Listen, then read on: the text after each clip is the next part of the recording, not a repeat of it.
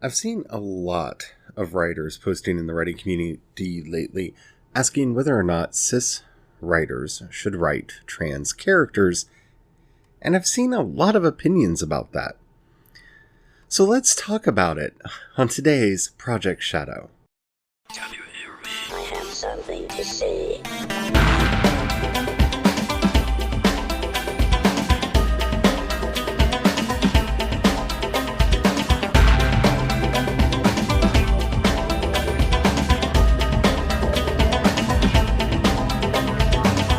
Project Shadow starts now.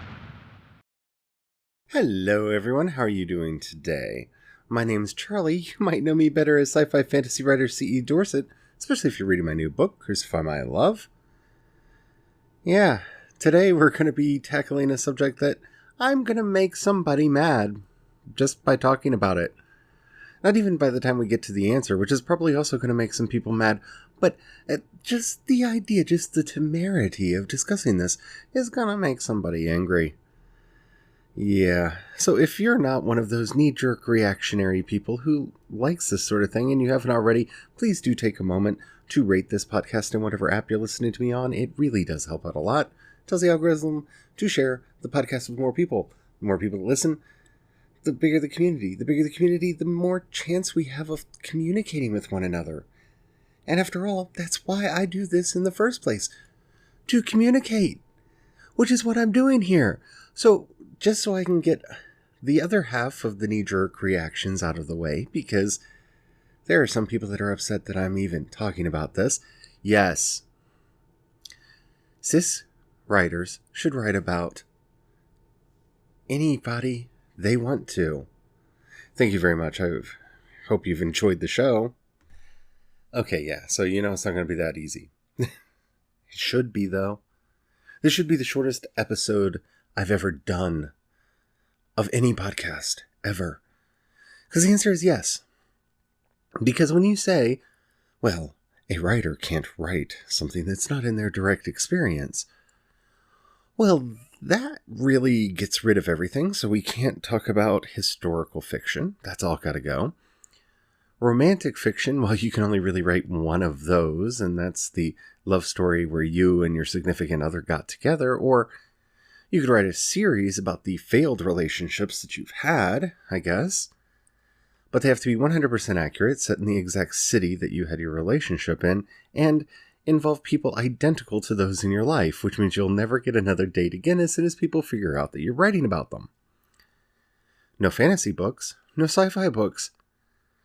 Maybe some murder mysteries, but they'll have to be written either by actual private detectives or, actual cop detectives.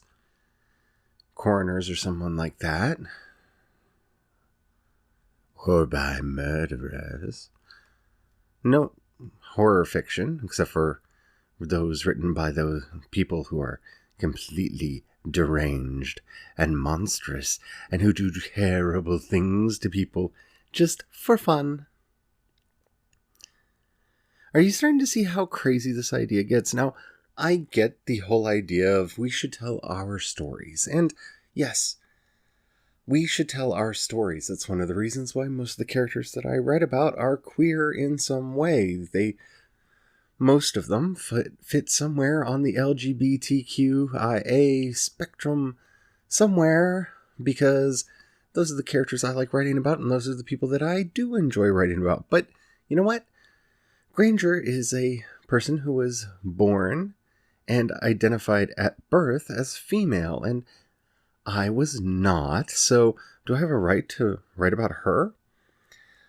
Granted, she's also in a fictitious universe, and I've never actually visited that universe because it's not possible to do it.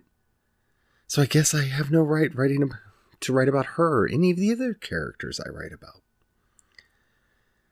Now, I understand the sensitivities that go into this because, trust me, I am a fan of Star Trek, as I say often on this show.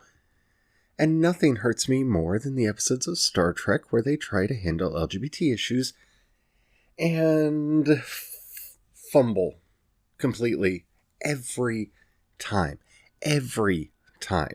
From Riker and the non-binary world where, oh, she's just got to choose a gender because she's a she, but we're not talking about transgender issues.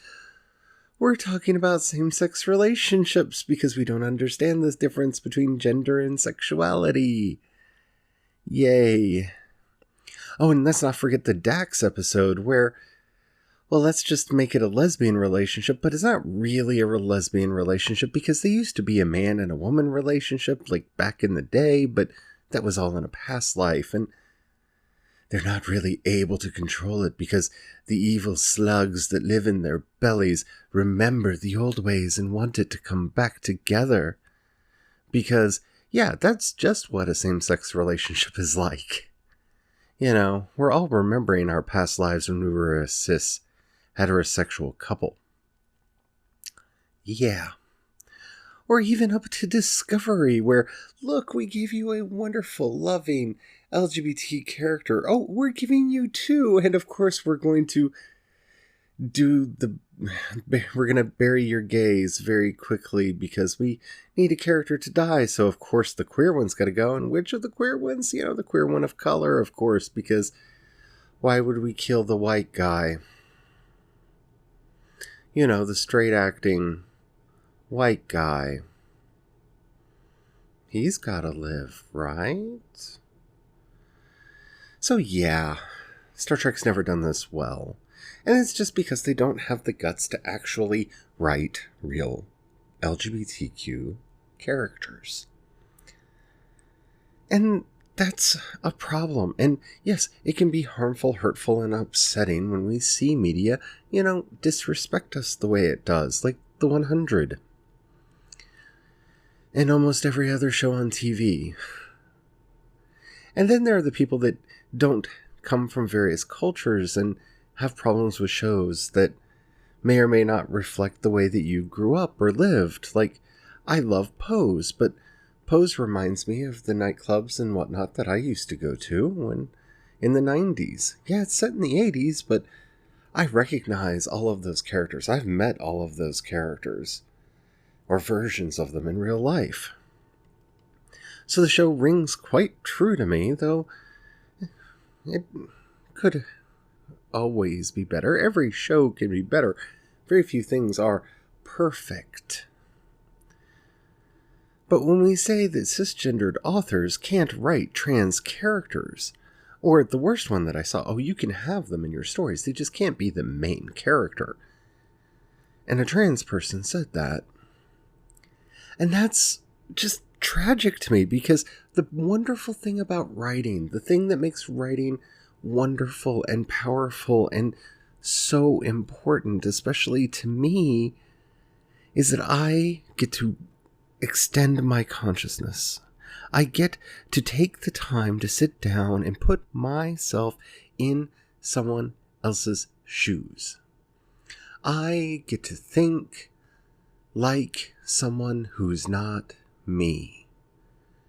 And really stretch my mind into the possibilities of what would it be like to be this person living in that time, with that past, and those character traits.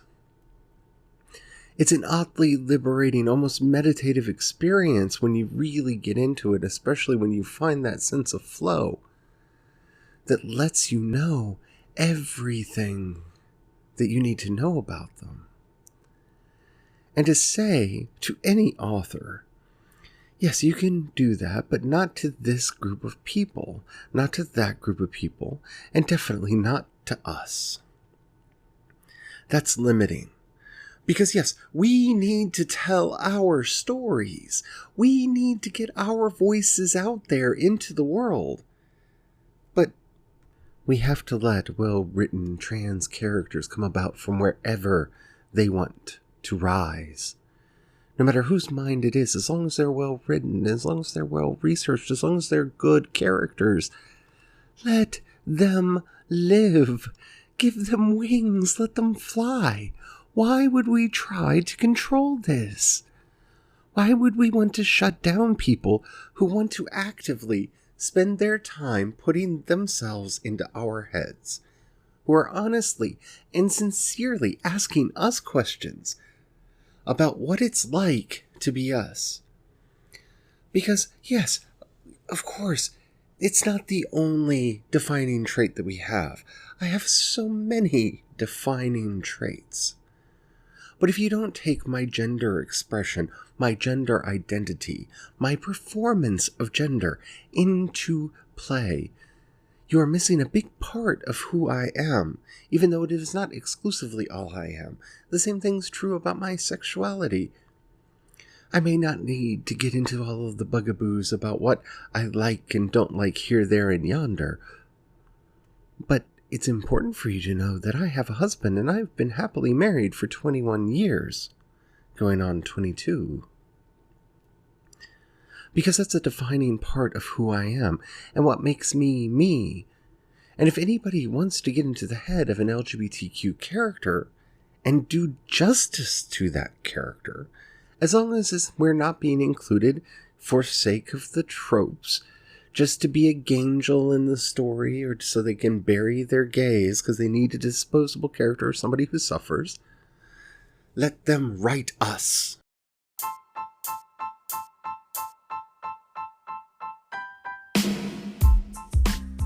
I don't know who could ever have the right to say who can and cannot write about any group of people.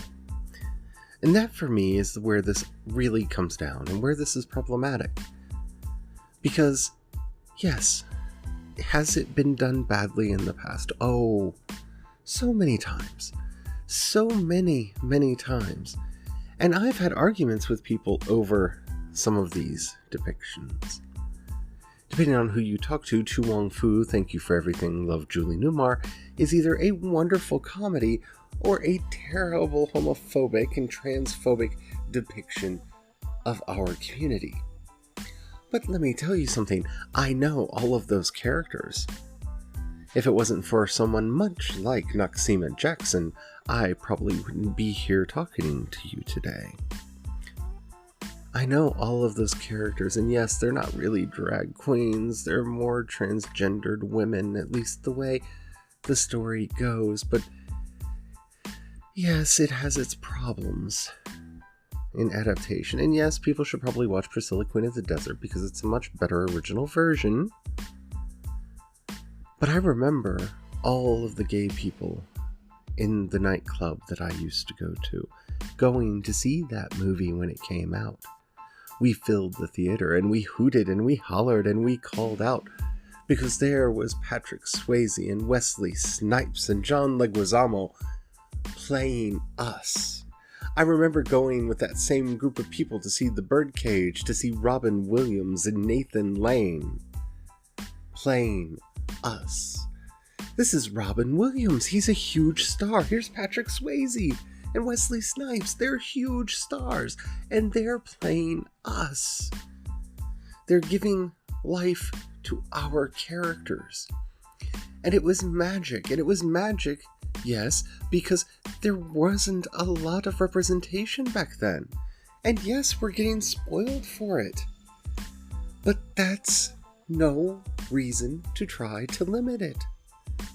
Like I said, as long as anybody is trying to do it in good faith, go for it. Have fun. Explore the characters that you're writing. Because if we don't let people write characters who aren't like themselves, fiction will get boring very quickly. And if you can tell that I'm a little bit animated about this, it's just, like I said, I understand putting the walls up. I have a little Larry Kramer on the inside of me, I really do, and he likes to come out every now and then, get on his soapbox and start talking. I have been known to recite passages from The Tragedy of Today's Gays and other works by Larry, because I think we don't recognize that we are a people and that we are more than just a community. That we are a people with a narrative and a history and a culture that was born out of suffering and oppression, that was born out of being pushed to the side and not accepted. And I've never been one of those people who looks for acceptance in the mainstream. The mainstream can do it at once. Pop culture can do it at once. I know the community that I belong to, and I know the community that I'm going to live in. And that's all that matters to me. I know where my people are. But we can't say that those who aren't us can't tell our stories. That is a strange place to come from. It is an odd place to come from. For us to get better, for us to have any acceptance in mainstream society, people need to see characters like us. They need to know people like us. And when we are included in television shows, be it from Supergirl to The Flash to Arrow, any of the Arrowverse shows, be it Pose, going all the way back to Queer as Folk, those shows change people's minds because they see themselves in these characters. They see their friends in these characters, and they realize that we're not different from them. We love, we have good days, bad days, heartbreak, all of it. It's all there. And those shows tell our stories. And to say that they can only tell our stories if we write them. Oh, my people. We have lost our way. Because while I do not crave mainstream acceptance, nor do I desire to have the seal of approval from any one group, I want my rights, and I want to be treated as a human being. And I will take the path that gets me there. And the best path that gets all of us there is to be open and honest about who we are as safely as possible, and not curtailing the creativity of others who want to include us in their stories, who want to include us in their worlds. Because we are different. I know everybody wants to say that we're the same, and that's the big talking point from the generation that came immediately after me. We're all the same, but we're not. And that is what we need to get back to. That's what we need to celebrate, our differences, because it's our differences that make us stronger. When we come together with our different points of view and our different life experiences, we're able to find solutions to problems that we could never find if we were all trapped in a singular mindset or a singular point of view or perspective. Oh, my siblings, sisters, brothers, and every other word that you want me to call you, my cousins, my children. Been saying that one a lot lately, haven't I? Don't take us away from their creative palette. Now, I'm not saying we shouldn't hold people accountable whenever we see people burying their gaze, or turning us into angels, or making us into the tragic fodder for their stories, who are always suffering and drug addicted and all those wonderful things that they like to do to us. Yes, we can hold them to account. We can point out the tropes that need to be avoided, but we should be doing that with everything. Because some tropes are just tired, some are racist, some are sexist, some are homophobic, and some are transphobic. And all of those need to go away. And that is where we need to spend our time and our activity, not policing people of goodwill who are just trying to include us in their world. Because we can't be upset that we're not included, that we're not there in stories that are being made by Hollywood, that are there in television, that are there in novels. If we at the same time and with the same breath say, but if you are going to include us, you must have us write that character. Because yes, it's going to be more honest and open and much more insightful if we write it, because we know our experience and we know our community. But we can't be included if we're not allowing others to write about us too. That was more of a rant than I wanted it to be.